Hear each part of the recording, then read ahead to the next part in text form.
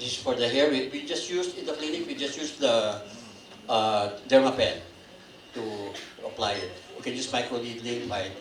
But we are happy with the result with the Dermapen.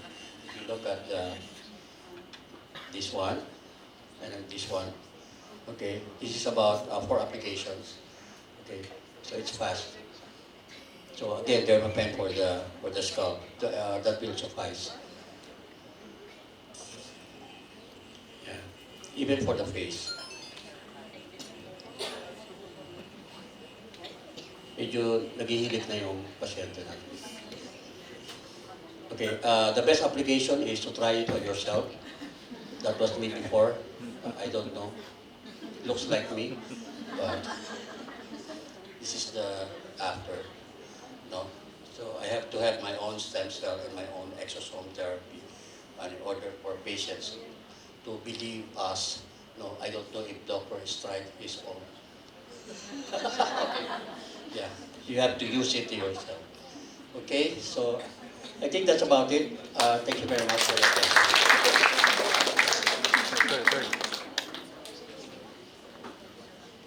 Thank you very much for that informative discussion on the multi-organ, multi-system benefits of this cutting-edge treatment, the exosomes. No? We're so privileged and honored to have a celebrity OBGYN doctor again this afternoon as our speaker, right?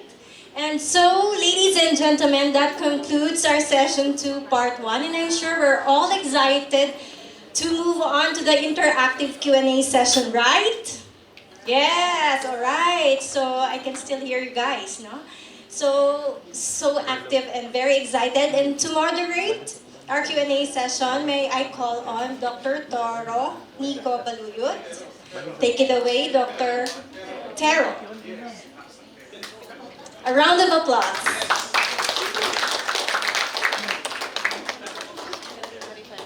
Okay, may hapon sa tanan.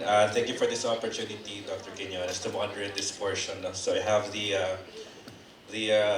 privilege of moderating 4 topics here.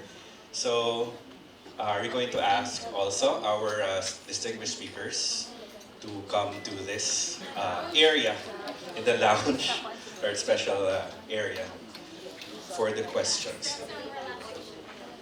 To our question and answer lounge.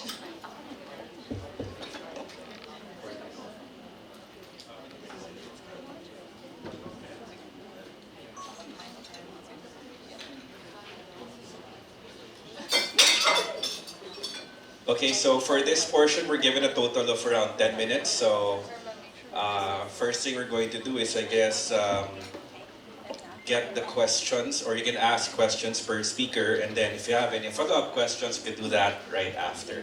So we have Dr. Palad, of course, for genital wellness, Dr. Rico Sebastian for the PRF fillers,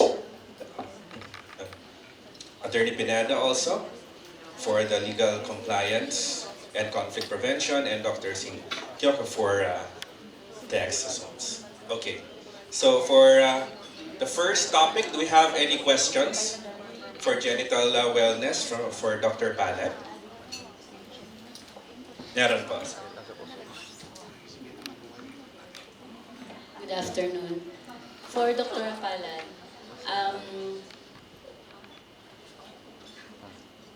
about the labiaplasty, is it an office procedure? What is the type of anesthesia used? It is local or whatever, spinal? Ma'am, we can offer 2 options for the patient, pero usually it can be done in our office clinic. I only use local anesthesia for that, and also yung ating supportive words to the patient na, and then also I add also music para hindi medyo tuwa yung patient natin. Pero it depends, no? Kapag po nakita nyo na ang pasyente medyo, minsan naman pagpasok ng pasyente sa clinic natin, we can assess them already about their pain tolerance. Kapag po in the safe side, para wala tayong problema, you can bring your patient dun sa OR. operating room procedure. As simple as sedation will do. Okay, thank you so much. Yes. I'm sorry. Sorry. I'll throw the next question, Dr. Palad. No, as an OBGYN, yeah, I'm very interested in terms of what particular age can we recommend this rejuvenating procedures such as the aforementioned FRAX, HIFU, this energy-based treatment, especially to those who come into us under the reproductive age group. At what age can we actually offer this, as there are still hormonal changes occurring to our reproductive age group? Thank you so much. Doctor, it depends upon the energy-based devices that you're going to use, as well as the mode of action that the energy base is going to provide. So there's an entity na you can start this energy-based devices in a journal po. They use it as early as 16 years old with the basis of a condition such as meron pong hyperpigmentation, and the patient is a known, how do you say this one? Siya po ay nasa showbiz, no? So, she's concerned of her skin. So, she wanted to have the procedure. But the surgical procedures as early as 18 years old with the consent, we can do it. Thank you very much, Doctor. Okay, thank you. Maybe we can have one more question before we move to the next speaker. Yes. Hi, Doctor. I'm just interested on, I've seen you did skin booster in the labia area. May I ask what kind of skin booster? There's a lot of varieties like BDRN, exosome, or whatever. Doctora, in my practice, I use muna po during my early years yung pong PRP, because I want to stay on the natural side muna without using the synthetics.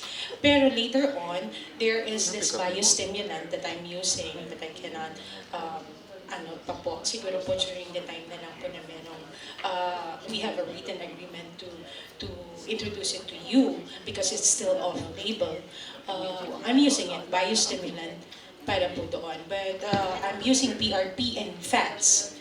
Doon po sa safe grounds na yun kasi ang rejection natin is very minimal. So we have to go, the procedure should be always on the safe side. So PRP and the fats, no rejection. Thank you, Doc. Okay, thank you for that. Any more questions? In the interest of time, please save na lang po muna. We can go, we can wrap it up later, follow up. Now, for our second speaker also, for Dr. Sebastian, any questions regarding the procedure just presented? Meron po ba? Yes po.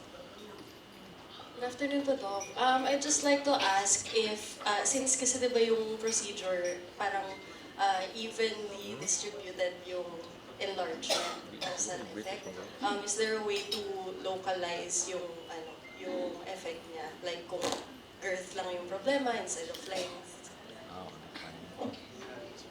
Actually, when I first started using the procedure, minus the vacuum pump, you are going to expect girth talaga. However, do remember that you have your suspensory ligament, and it's just going to preclude any lengthening issues. However, if you prefer to, like for instance, have a little more girth in the shaft glans junction, that's also possible. Just add a little extra on the area. Okay. Hope that answers the question. Okay, thank you po. Next question po. Good afternoon, doctors. Dr. Sebastian would just like to ask if, regarding the adverse effects of this procedure, and if you don't mind, how much is the price po? For the adverse effect, it's usually bruising and bleeding. Those are the most common ones, especially if they're on their period. I'm just kidding. But the more common ones would just be the bleed, especially in the glands area.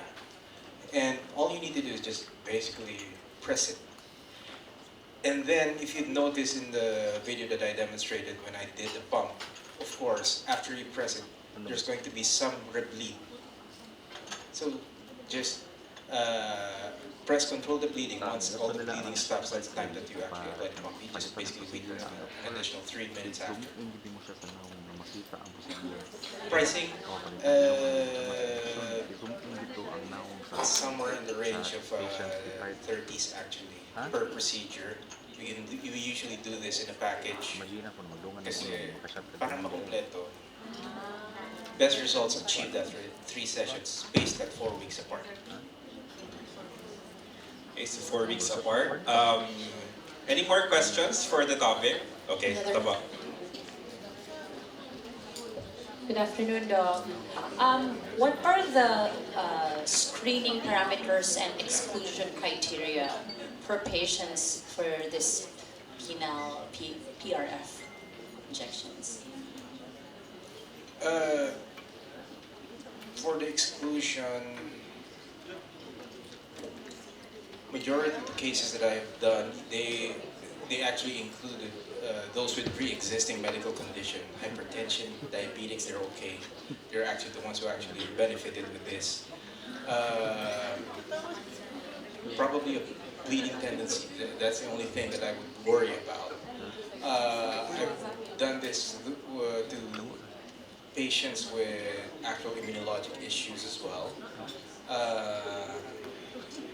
And they actually didn't have any issues.